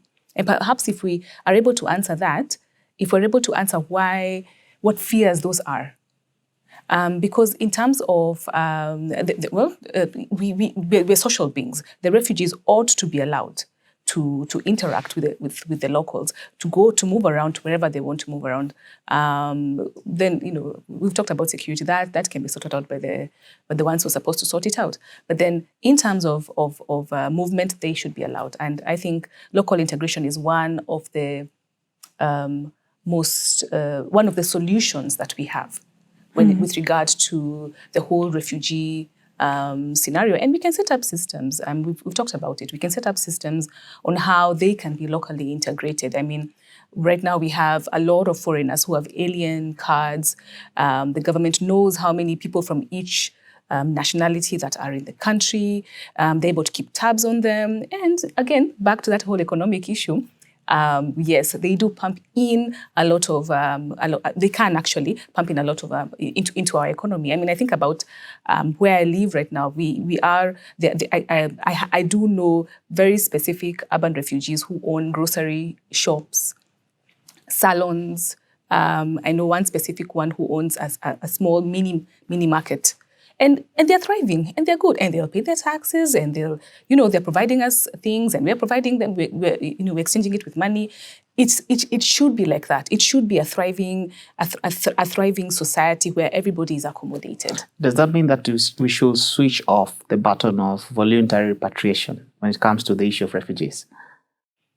First of all, I don't know how voluntary repatriation is, because it's like you're telling somebody, we want you to go back, but we want you to want to go back. Yeah. So, I don't know. That is an argument that we've had with that voluntary repatriation, whether it's actually voluntary. It should still be encouraged for people who want to go back home. Because, hey, listen, we all want to go back home. We all want to go back to a place of familiarity. We even want to go back and find out, are my relatives okay? The lands that I left in my country, are they still there? Because refugees actually did have a whole life. They owned lands, they had businesses, they were entrepreneurs, they were professionals. Some of them might want to go back if the conditions back in their country of origin are safe enough to go back. So yes, the option should still be there. It should not be forced voluntary repatriation. It should not be that. It should be voluntary. You can go back home or you can settle back here. Okay, thank you. Yes, perhaps you could weigh into that, Matoke. How easy is it going to be to implement local integration? We're already implementing local integration by, just encamping them in the camps. Doesn't mean you restrict our locals from interacting with them. And they've been, like he says, they've been intermarriages. The children go to school together and things like that. So why not take it a notch higher to actually give them proper documentation in terms of even empowering the documents they have for them to interact more freely in terms of movement. Set up businesses, get work permits, and things like that. So we don't necessarily have to give them citizenship. We can actually give them residency and say, we can give you residency for 20 years if you're in good standing and you can show constructive contribution to Kenya as a country. We'll give you citizenship. I think it is something that I would be very interested to see happening. and I would encourage the government to implement. Actually, would like to support that idea in a little bit by showing something that urban refugees are facing at the moment. Take, for example, someone who is economically independent. This is something I encountered recently. I didn't know that the IDs that are given to refugees are actually defective. They're not helping them. The purpose of giving an ID is to help you, actually, for you to be able to get services using it, yeah? But if that ID can't assist you, then what is the purpose of you being issued with an ID? For instance, you cannot register with an M-Pesa. You cannot open a bank account with your ID until some special procedure has been adopted. And that one defeats the purpose of being issued with IDs. If government of Kenya acknowledge you as a lawful refugee, then you are able to undertake some actual business activities, then people should be given IDs that are working, that are going to assist them. Because getting these services is very difficult. Like I've told you, I had to get an assistant from UNHCR to go and sweet talk, maybe Equity Bank, for them to actually open a bank account, my bank account. And that situation is not good. Every time we have to go and look for a UNHCR officer to come and assist you to open a bank account. So what is the purpose of government of Kenya issuing these refugee IDs? It's something that is, that's why it is very important, like what she has said, that we should actually give them some kind of permanent residency, and for these IDs to have a consistent ID number. You see, the refugee IDs that are given, you are given an ID, after expiry, you get a different number, which is different from the previous one.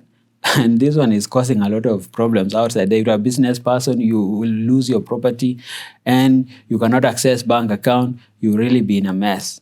Yeah, and the landlord do not understand those issues. They're kicking you out. So these things are things that we need to talk about, and the government need to address them. And do you think that the local refugees, the real refugees, they are being given a seat at the table when it comes to making of these policies? Because you mentioned about the UNHCR representative, and are you people being given enough representation with the UNHCR? And are you people given opportunities to sit at those tables and also articulate the policies? Usually, I suggested something like that before, because it is one of the challenges that refugees face. We are being represented by mostly the UNHCR officials, who mostly happens to be Kenyan or a few other nationals here and there. Yeah? And the problem that actually face refugees, it is the refugees themselves who knows, yeah? And they're able to give good suggestions as to the way forward. But if they are not allowed to sit at the table, and then there will be no way for these people to know what is really affecting you. So it is our appeal that refugees should be given some platform for them to actually have dialogue with the Kenyan government also. When people are sitting down with the Kenyan government and the UNHCR official, we should be there to actually give our voice as to what we are facing and what needs to be done, yeah? So that is my thought. But I don't see, okay, if you have been employed by UNHCR, okay, these are one of the platforms. Because right now, Kenyan government is saying, we are not giving you opportunities. UNHCR is saying, I will look for you opportunities. You see? Sounds conflicting. Yeah. So that is, I will appeal that we be given a platform where we sit down, contribute ideas. The government, as the owner of who offers services, should just go and sit down and see whether they are brilliant, whether they can adopt them or not. Yeah. So that is what we can say. Thank you. Okay. Yeah. Ndindi, just to get back to you, you've seen Kenya being a signatory, going back to the 1951 UN Convention. There's also another convention that Kenya is a signatory to. And there's also the operate on principle. They don't operate on a vacuum. Now, Kenya, having gone against this principle, what consequences possibly is Kenya facing? That is a good question. But the government will not come to and say that I have said something against them, right? I'm open here, right? Yes, you're open. Some of the consequences, I think, it's just some of the. I can say it's internationally, we are held accountable.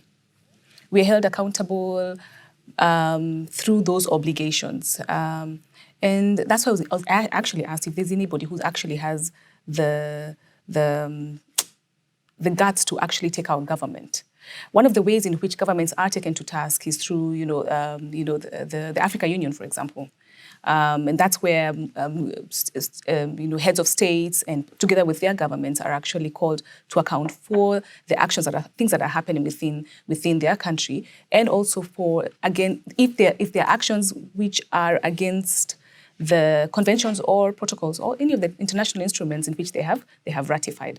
So that is one of the ways in which, in fact, I remember there's one time there was a lot to do with peer. It was more or less a peer review mechanism that was supposed to be happening, and I think it has taken a bit of a slow pace, especially for within our East African community.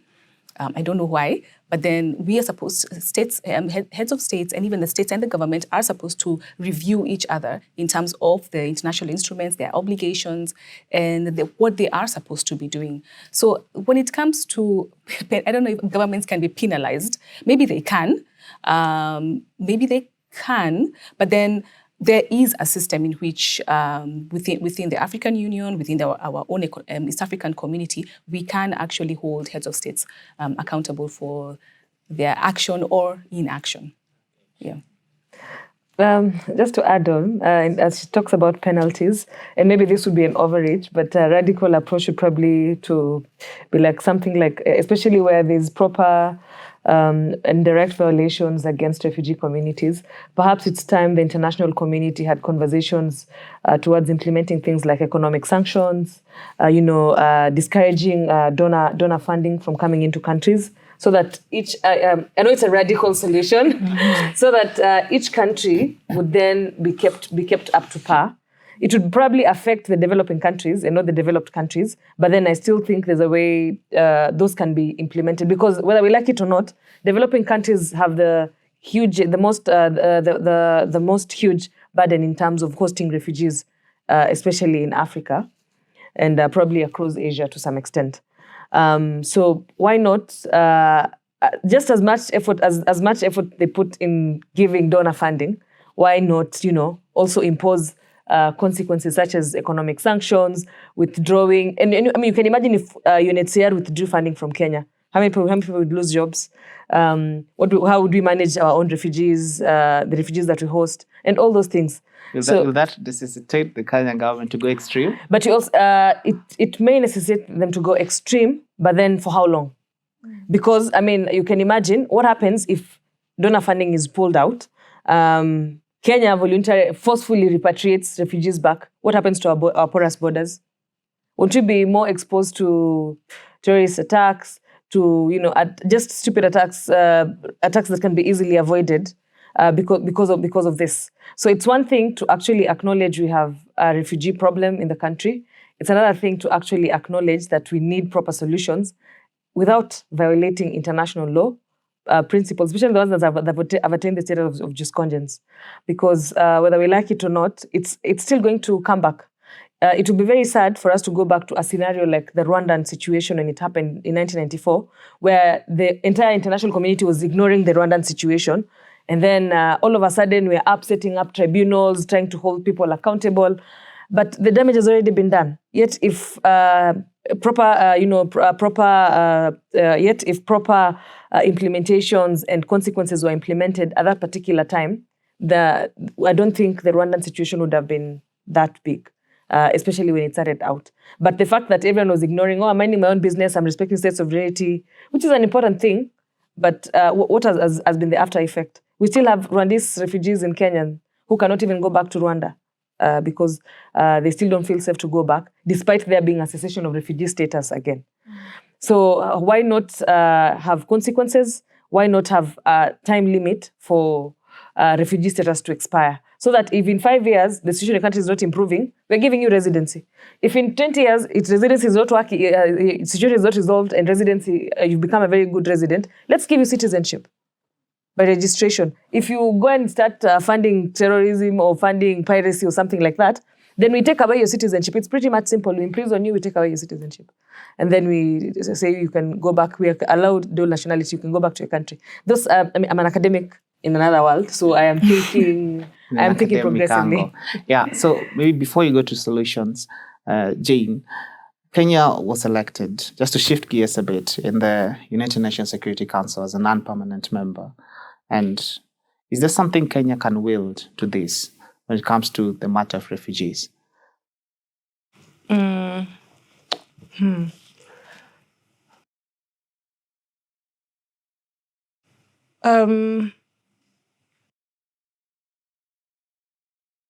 Ndindi, you can weigh in. Let me weigh in on that. They say with great power comes great responsibility. Yes. We quote that a lot. Superman. And I think that we should actually take advantage of our current position as non-permanent, as a non-permanent member, to actually, and this is not just for trying to get more money. We should actually, because I tend She to. said she'll cut the donors, so. I know that was interesting people. They should not hear her saying she wants to. Yeah, I mean, please don't quote me on this one. But I think we should make very specific, how do I put it? The process of coming up with policies, internationally, I think we should actually be able to what's the word? There's a word I'm looking for, to be able to influence.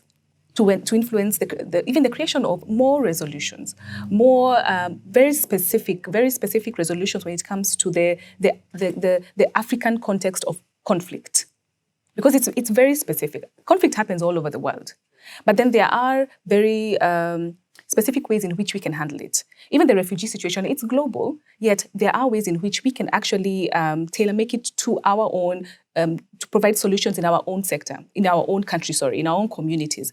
And I think we should take advantage of that, of the position that we are in right now, to push for more, for specific resolutions. I've been waiting by there to see, are we doing it? Come on, go for it. Don't. We shouldn't be afraid. We should just go for it, gun for it. We have great academics. I mean, there's we have academics.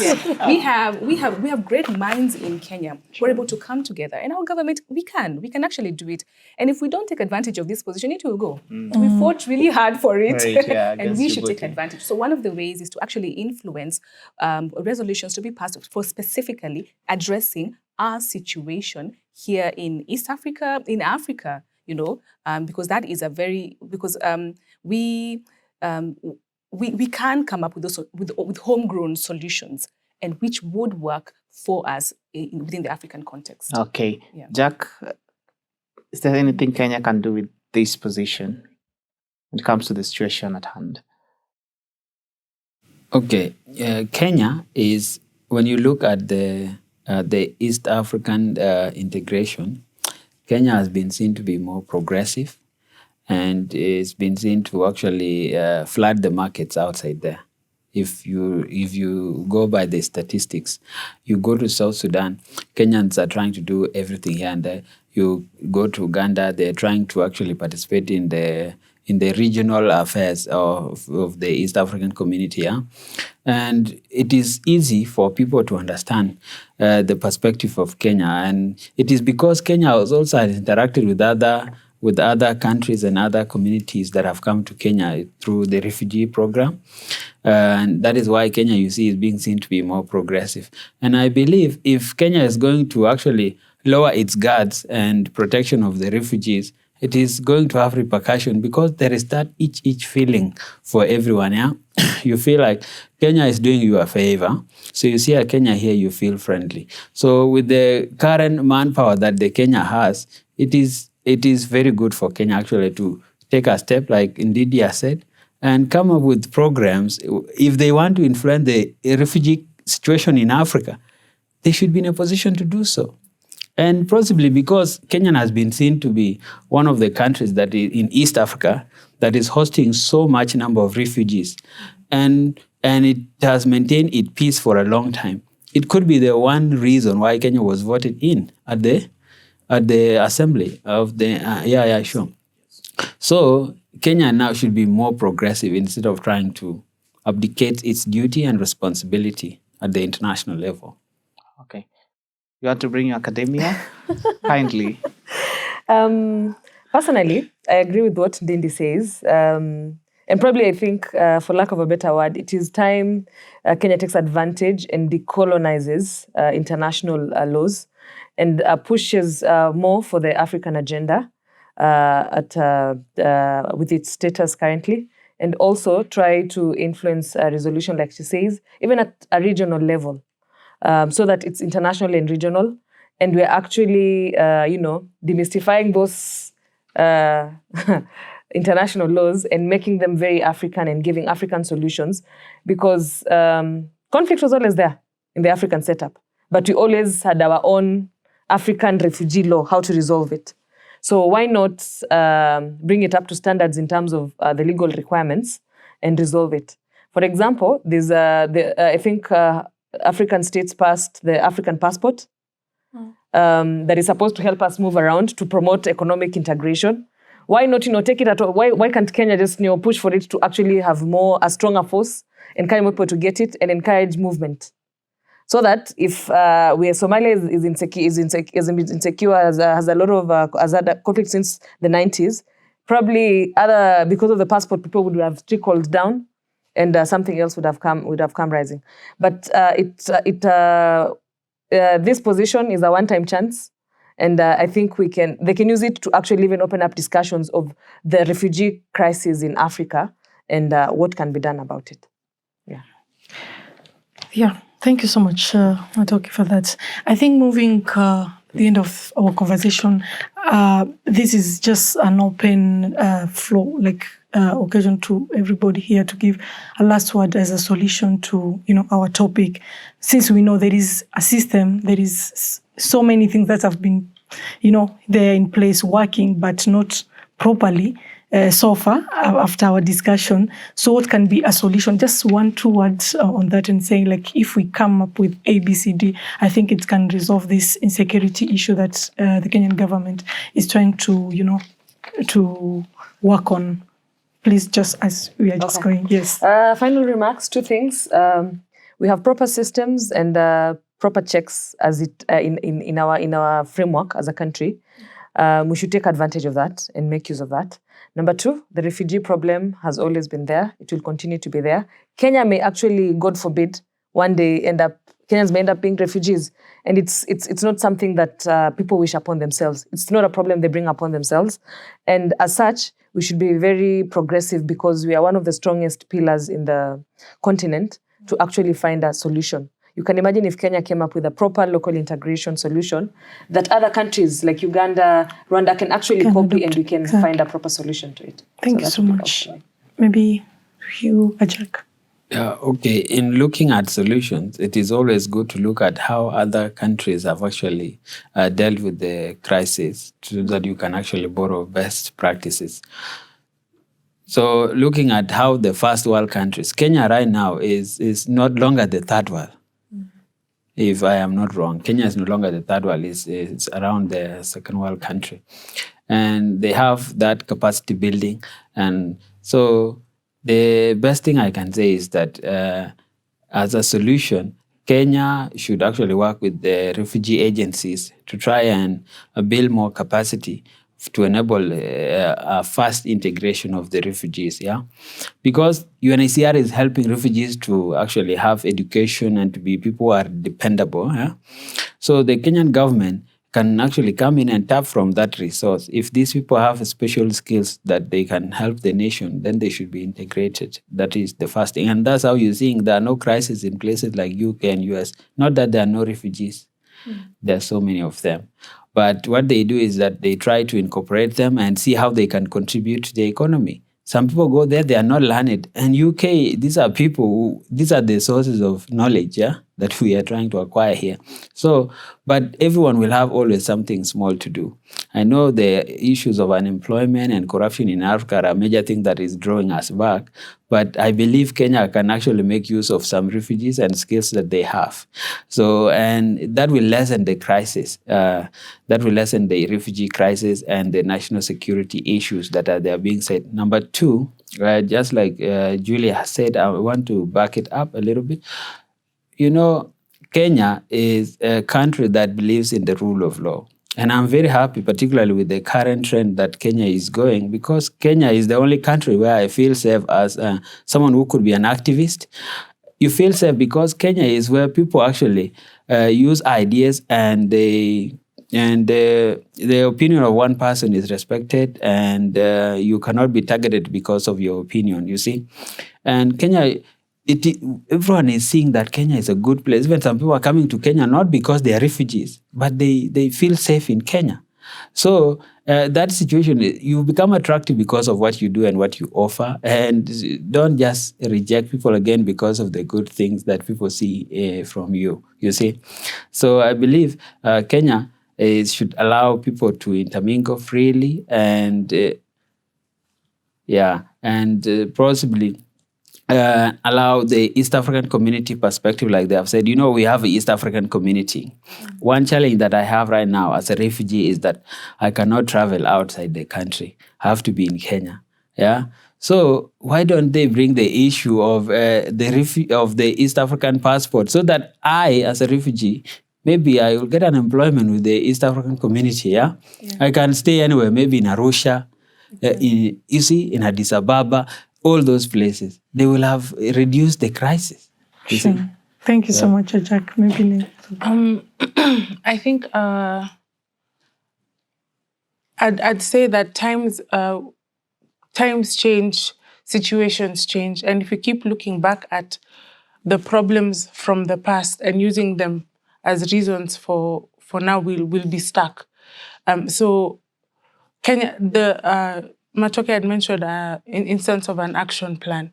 Let's implement those action plans. Let's have oversight committees doing monitoring and evaluation of those plans. How far have we come? Let's integrate more of the refugee leaders into our decision-making table. Let them help us help them, for lack of a better word. Yeah, that's what I would say. Thank you. Thank you so much. And Jayne, finally. My final words would be, I feel that Kenya is so well positioned to be to be a guiding light within the whole continent on how this refugee situation is actually handled. We have the capability to do that. And I can see that there are challenges, even with regard to implementation. And of course, Kenya wants to be able to thrive in its own ways, yeah? But I think one of the things that stops us actually from from implementing all the wonderful systems and plans that we have is actually the fear of this great unknown. What happens if we locally integrate refugees? Or what happens if we give them so much power? I think that's one of the barriers. We should look at it up. What human rights should we accord to these our fellow human beings? Because it's as has been said, it can turn around. Tables can turn. How would we want to be treated? Yeah. So let us take advantage. Yes, as we have all mentioned, let us take advantage of the systems that we have, the positions that we have, the plans, the laws, the regulations, the instruments that we have, and actually treat the refugees, the migrants, the asylum seekers with their inherent human rights, with human rights. We should actually gun for that in everything that we do. Yes.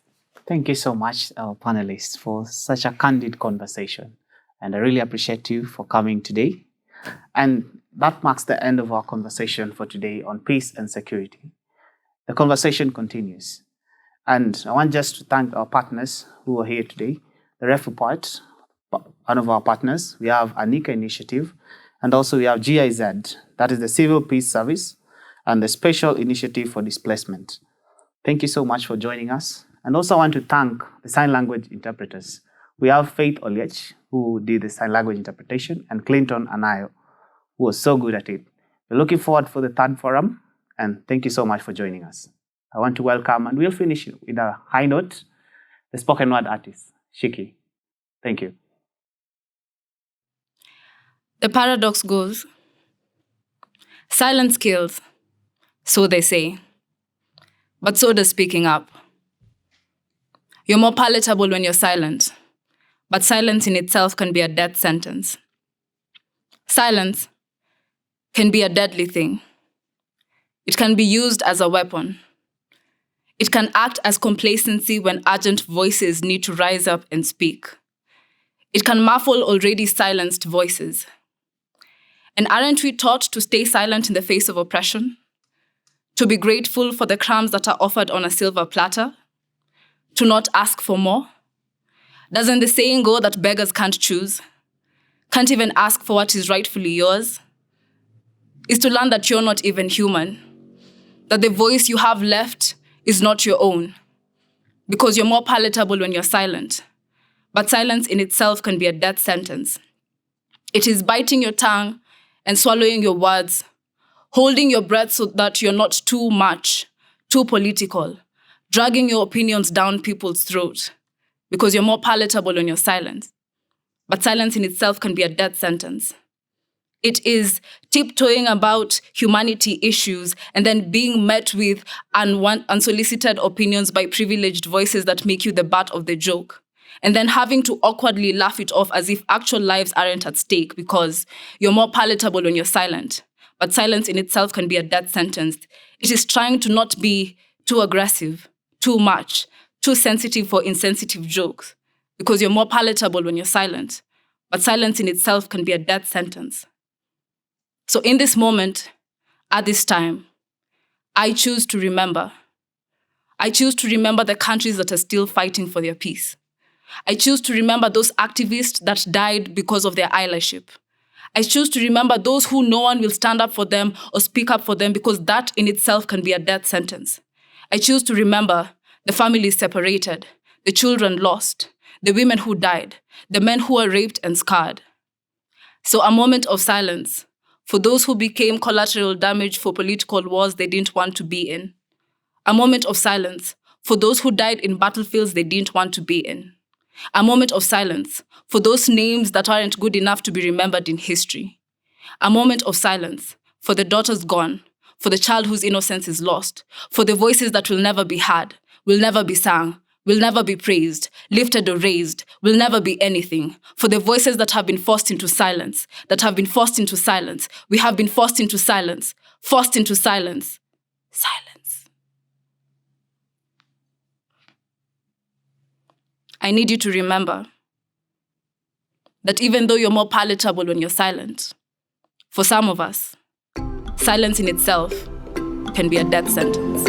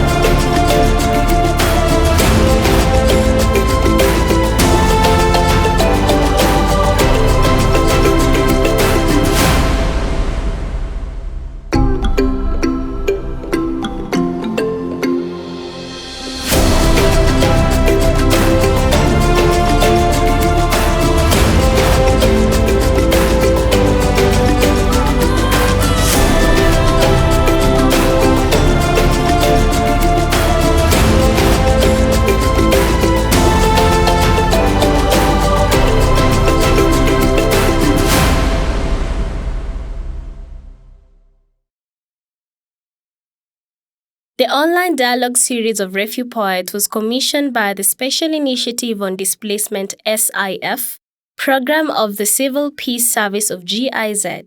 We appreciate the discussions and insights shared. The opinions expressed in these dialogue series are those of the speakers. They do not necessarily reflect the opinions or views of GIZ.